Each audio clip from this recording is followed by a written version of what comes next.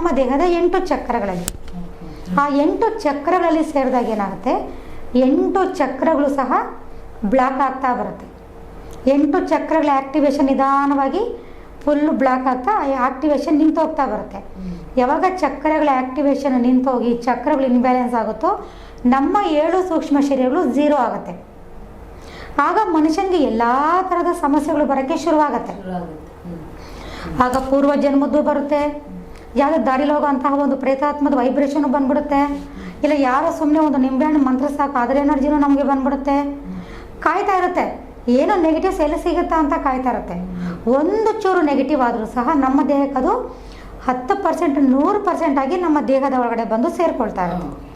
ಯಾವಾಗ ನಾವು ರೇಖೆಯನ್ನು ಮಾಡಿಕೊಂಡು ನಮ್ಮ ಚಕ್ರಗಳ ಸಮತೋಲನೆಯನ್ನು ಅಂದರೆ ಚಕ್ರಗಳ ಬ್ಯಾಲೆನ್ಸನ್ನು ನಾವು ಕಾಪಾಡ್ಕೊಂಡು ಹೋಗ್ತೀವೋ ಆಗ ಅವರ ಇಂಪ್ರೂವ್ಮೆಂಟ್ ಹಾಗೆ ಇರುತ್ತೆ, ಅವರ ಪಕ್ಕ ನಮಗೆ ಹಾಗೆ ಇರುತ್ತೆ.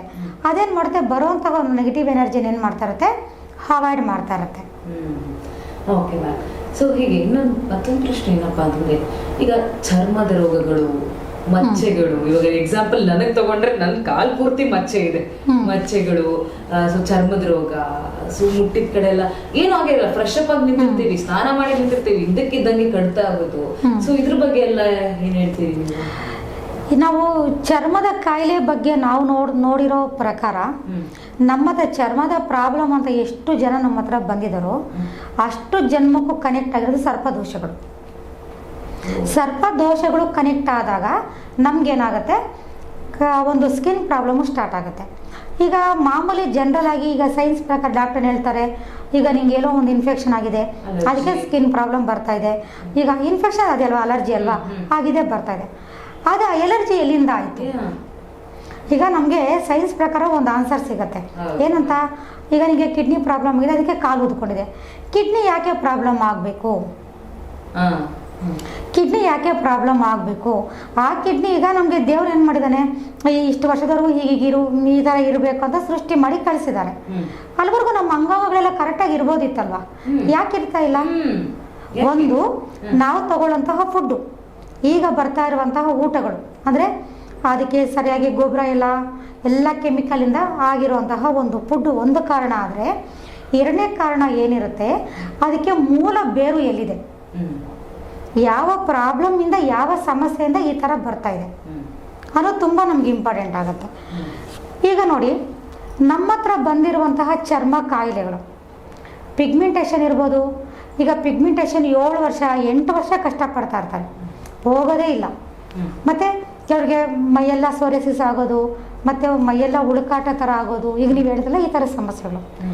ಈ ಥರ ಸಮಸ್ಯೆಗಳಿರುವಂತಹ ವ್ಯಕ್ತಿಗಳನ್ನು ನಾವು ಮಲಗಿಸಿ ನಾವು ಅವ್ರಿಗೆ ಆ ಸಮಸ್ಯೆ ಎಲ್ಲಿಂದ ಬಂದಿದೆ ಅಂತ ನಾವು ನೋಡಿದಾಗ ಅದು ಕರೆಕ್ಟಾಗಿ ಅದರ ಲಿಂಕ್ ಹೋಗಿ ಸಿಗೋದು ನಮಗೆ, ಅದರ ರೂಟ್ ಸಿಗೋದು ಎಲ್ಲಿಂದ ಸಿಗುತ್ತೆ, ಅಲ್ಲಿ ಸರ್ಪದೋಷಕ್ಕೆ ಅದು ಕನೆಕ್ಟ್ ಆಗಿರುತ್ತೆ.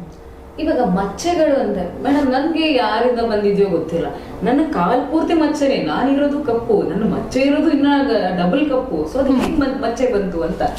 ಇಲ್ಲಿ ಮಚ್ಚೆ ಹೇಗೆ ಬಂತು ಅಂತಲ್ಲ, ಅದರ ಒಂದು ಸಿಂಪ್ಟಮ್ಸ್ ಅಂತ ಏನು ಹೇಳ್ತೀವಿ, ಅದರ ಒಂದು ವೇವ್ಸ್ ಅನ್ನೋದಿರುತ್ತಲ್ಲ, ಅದು ಯಾವ ಜನ್ಮದಿಂದ ನಿಮಗೆ ಆ ಥರ ಪ್ರಾಬ್ಲಮ್ ಬಂದಿದೆಯೋ, ಅಥವಾ ನಿಮ್ಮ ಪೂರ್ವಿಕರಲ್ಲಿ ಯಾರಾದರೂ ಹಾವು ಸಾಯಿಸಿದ್ರೆ, ಅಥವಾ ನಿಮ್ಮ ತಂದೆಯವರು ನಿಮ್ಮ ತಾತನವರು ಸಾಯಿಸಿದ್ರೆ ಅದರ ದೋಷಗಳು ಬರುವಂತಹ ಚಾನ್ಸಸ್ ಇರುತ್ತೆ.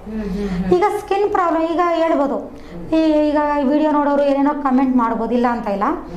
ಈಗ ಇದೇ ಸಮಸ್ಯೆ ಸ್ಕಿನ್ ಪ್ರಾಬ್ಲಮಿಂದ ಎಷ್ಟು ಜನ ಒದ್ದಾಡ್ತಾ ಇದ್ದಾರೋ, ಅದು ಪಿಗ್ಮೆಂಟೇಷನ್ ಇರ್ಬೋದು, ಸೋರಿಯಾಸಿಸ್ ಇರ್ಬೋದು, ಕೆಲವರಿಗೆ ಈ ಹುಳುಕಾಟ ಥರ ಆಗ್ಬಿಟ್ಟು ಕೀವು ರಕ್ತ ಸೋರ್ತಾ ಇರುತ್ತೆ. ಏನು ಮಾಡಿದ್ರು ಎಷ್ಟು ಟ್ರೀಟ್ಮೆಂಟ್ ತಗೊಂಡು ಸಹ ಅದು ಕ್ಲಿಯರ್ ಆಗ್ತಾ ಇರೋದಿಲ್ಲ. ಸೈನ್ಸ್ ಪ್ರಕಾರ ಕ್ಲಿಯರ್ ಆಗಿದೆ, ಅದು ಕ್ಲಿಯರ್ ಆಗ್ಬೋದಿತ್ತಲ್ಲ, ಯಾಕೆ ಆಗ್ತಾ ಇಲ್ಲ ಅಂದರೆ ನಮ್ಮ ಡಾಕ್ಟರ್ ಟ್ರೀಟ್ಮೆಂಟ್ ಜೊತೆಗೆ ನಮಗೆ ಕಡೆಯಿಂದ ಸಹ ನಮಗೆ ಎನರ್ಜಿ ಬೇಕಾಗುತ್ತೆ, ಜೊತೆಗೆ ನಮ್ಮ ಸಬ್ಕಾನ್ಷಿಯಸ್ ಮೈಂಡ್ ಅದಕ್ಕೆ ಸ್ಪಂದಿಸಬೇಕಾಗತ್ತೆ. ಆಗ ನಾವೇನು ಮಾಡ್ತೀವಿ, ಆ ಥರ ಬಂದವ್ರನ್ನ ಹಿಪ್ನೋಟೈಸ್ ಮಾಡ್ತೀವಿ, ಅದು ಎಲ್ಲಿಂದ ಬಂದಿದೆ ಅಂತ ನೋಡ್ತೀವಿ, ಅದು ಯಾವ ಜನ್ಮಕ್ಕೆ ಕನೆಕ್ಟ್ ಆಗಿದೆ ಅಂತ ನೋಡ್ತೀವಿ. ಅಲ್ಲಿ ಏನಾದ್ರೂ ಇವರು ಏನಾದರೂ ಹಾವನ್ನು ಸಾಯಿಸಿದಾರಾ, ಅಥವಾ ಇವರ ಪೂರ್ವಿಕರು ಏನಾದರೂ ಹಾವನ್ನು ಸಾಯಿಸಿದಾರಾ, ಅದ್ರ ಕಡೆಯಿಂದ ಅಂಶಗಳು ಬಂದಿದೆಯಾ ಅಂತ ನೋಡ್ತೀವಿ. ಆಗ ಅವ್ರ ಸಬ್ಕಾನ್ಷಿಯಸ್ ಮೇಲೆ ನಾವು ಏನು ಮಾಡ್ತೀವಿ, ಈಗ ಬಂದಿರುವಂಥ ಕಾಯಿಲೆ ಇಂಥ ಜನ್ಮದಿಂದ ಇಂಥ ಸಮಸ್ಯೆಯಿಂದ ಬಂದಿದೆ, ಆ ಒಂದು ಕಾಯಿಲೆಯನ್ನು ಆ ಒಂದು ತೊಂದರೆಯನ್ನು ಈ ದೇಹ ಇಷ್ಟು ದಿನ ಅನುಭವಿಸಿದೆ, ಇದಕ್ಕೆ ನಾ ಅನುಭವ ಸಾಕಾಗಿದೆ, ಇನ್ನು ಈ ದೇಹಕ್ಕೆ ಅದರ ಅನುಭವ ಬೇಕಾಗಿಲ್ಲ ಅಂತ ಹೇಳಿ ಒಂದು ಹಿಪ್ನೋಟೈಸಲ್ಲಿ ಮುಗಿಸ್ತೀವಿ.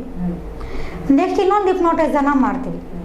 ಆ ಹಿಪ್ನೋಟೈಸಲ್ಲಿ ಸೆಕೆಂಡ್ ಸ್ಟೇಜ್ ಅಥವಾ ಸೆಲ್ಫ್ ಹಿಪ್ನೋಟೈಸ್ ಅಂತ ಮಾಡ್ತೀವಿ.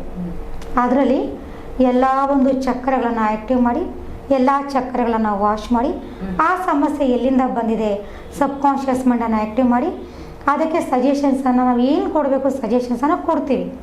ಜೊತೆಗೆ ಎಲ್ಲೆಲ್ಲಿ ಪ್ರಾಬ್ಲಮ್ ಆಗಿರುತ್ತೋ ಅದನ್ನೆಲ್ಲ ಅವರ ಸಬ್ಕಾನ್ಷಿಯಸ್ ಮೈಂಡನ್ನು ಆ್ಯಕ್ಟಿವ್ ಮಾಡಿಸಿ, ಅವರಲ್ಲಿರುವಂತಹ ಸಮಸ್ಯೆಗಿಂತ 3 ಪಟ್ಟು ಜಾಸ್ತಿಯಾಗಿ ಆ್ಯಕ್ಟಿವ್ ಮಾಡಿಸಿ, ಅವರ ಸಬ್ಕಾನ್ಷಿಯಸ್ ಮೈಂಡೇ ಆ ಸಮಸ್ಯೆಯನ್ನು ಆಚೆ ಕಳಿಸೋ ಥರ ಅವ್ರ ಮೈಂಡನ್ನು